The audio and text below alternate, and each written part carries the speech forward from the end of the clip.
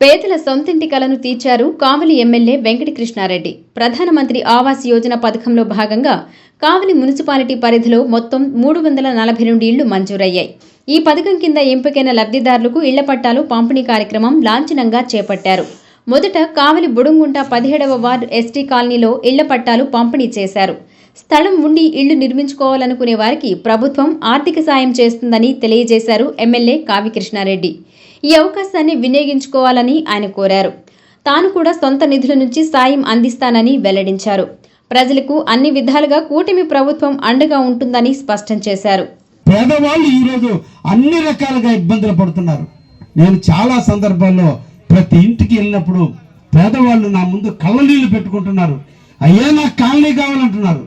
తీరా ప్రభుత్వ రికార్డులు వెరిఫై చేస్తే మీ పేరు మీద కాలనీ మంజూరయ్యింది. అమ్మా మీకు మంజూరయ్యింది, ముసలూరు అవతల మీకు ఎక్కడ తిప్ప దగ్గర ఇచ్చారంటే మేము ఎందుకు పోతామయ్యా అని అంటున్నారు.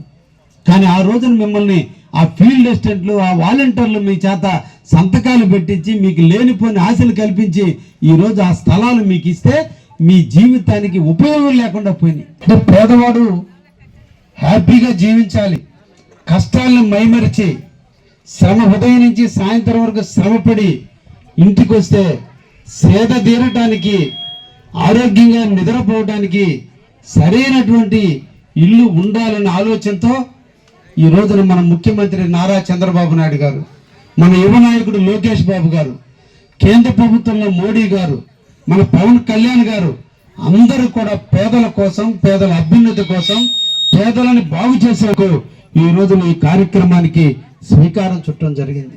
మీరు బేస్మెంట్ వేసిన వెంటనే నేను కూడా మళ్ళా మీకు చేదోడుగా తలా ఒక 5,000 రూపాయలు మళ్ళా మీకు కూడా నేను బేస్మట్టాలకు ఇస్తాను. మీరు బేస్మట్టాలు అయిన వెంటనే నాకు చెప్పండి, నేను వచ్చి ఇక్కడే మీకు మళ్ళా డబ్బులు ఇస్తాను.